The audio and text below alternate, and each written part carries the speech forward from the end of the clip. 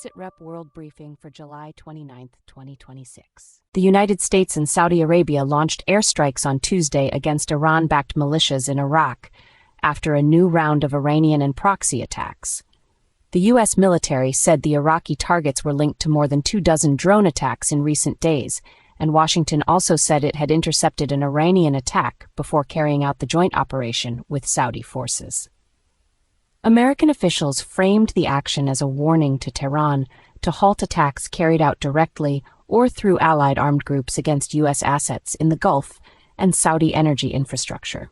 Iraq remains a central arena for competition between the United States, Saudi Arabia, and Iran, because militias allied with Tehran have long operated there alongside formal state institutions and can threaten nearby energy routes, bases, and borders. On the same day, Jordan's army said it intercepted 5 Iranian missiles, which Washington cited as further evidence that Tehran was trying to derail ongoing ceasefire talks. Russian authorities on Wednesday charged Telegram founder Pavel Durov with facilitating or aiding terrorism and issued an international wanted notice for the Russian-born technology executive in Moscow. The FSB accused Telegram of failing to remove accounts and channels that it says were used for recruitment by Ukraine's secret service. The move places one of the world's most prominent messaging platforms at the center of Russia's wartime security narrative, as the Kremlin and its security services increasingly cast digital communications as part of the battlefield in the war with Ukraine. Telegram has become deeply embedded across Russia, Ukraine, and the broader post-Soviet region for news, military commentary, political organization, and unofficial reporting. So a criminal case against Durov carries significance far beyond one businessman. Ukrainian President Volodymyr Zelensky and U.S. President Donald Trump held closed-door talks at the White House in Washington on support for Ukraine, with Patriot missile systems and air defense production at the center of the discussion. Both sides focused on plans involving Patriot interceptors, an issue that has become critical for Kyiv as Russia's missile and drone attacks continue to test Ukraine's shrinking stock of high-end defensive munitions. The meeting mattered because Trump's administration has halted direct U.S. arms deliveries to Kyiv and instead backed a program under which European countries can buy weapons for Ukraine, reshaping how military assistance reaches the battlefield. Zelensky's push for Patriot-related support reflects Ukraine's effort to secure immediate air defense coverage and longer-term production capacity.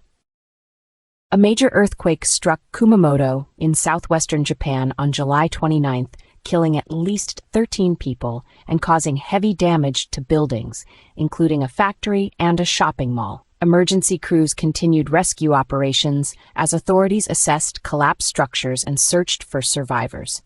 The new disaster tested Japan's emergency response system, building standards, and public readiness in a region with a long history of seismic risk. Rescue work remained underway later on July 29th, with residents confronting damaged homes, disrupted daily life, and the prospect of aftershocks. In Japan, where earthquake drills and early warning systems are part of ordinary civic life, such scenes highlight how even a highly prepared country can face sudden loss when a powerful tremor hits an urban area directly. The damage reported in Kumamoto pointed to a disaster with both human and economic consequences, because factories, retail sites, transport links, and residential neighborhoods are tightly interwoven across the prefecture. A collapse at an industrial site and severe damage at a shopping mall showed that the impact extended beyond private homes into workplaces and commercial centers. That matters in Kyushu, where manufacturing and regional logistics are important to local employment, and where recovery efforts will depend not only on search and rescue operations, but also on building inspections, temporary shelter arrangements, and the restoration of normal business activity. Wildfires threatened the Bordeaux region in southwestern France on July 28, prompting authorities to warn of fresh evacuations as a looming heat wave raised the risk that blazes could intensify. The danger carried added weight because Bordeaux sits at the heart of France's largest wine region, where vineyards, villages, forests, and tourist routes lie close together. For local officials, the immediate task was not only protecting residents, but also anticipating how hotter, drier conditions could push fires toward communities and high-value agricultural land. Travel disruption warnings also spread, as holidaymakers were urged to check conditions in affected parts of France and neighboring Spain before setting out. For the Bordeaux area, that meant the fire emergency was no longer only a local civil protection issue, but a broader summer transport concern touching roads, accommodations, and visitor plans during one of the busiest periods of the year. Southern Europe's peak tourism season often coincides with wildfire season, and officials increasingly have to manage evacuation planning, visitor safety, and transport messaging at the same time. The fires near Bordeaux have also increased scrutiny of climate pressure on French agriculture, especially wine production, because repeated heat waves and drought are turning wildfire risk into a structural threat rather than a one-off emergency.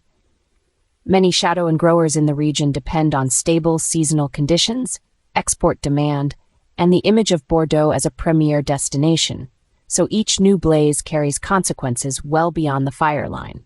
The warnings issued on July 28 therefore reflected two overlapping crises: an immediate safety threat that could force people from their homes, and a longer-term challenge to one of France's best-known rural industries. Sources and the full written briefing are available at sitrepbrief.com.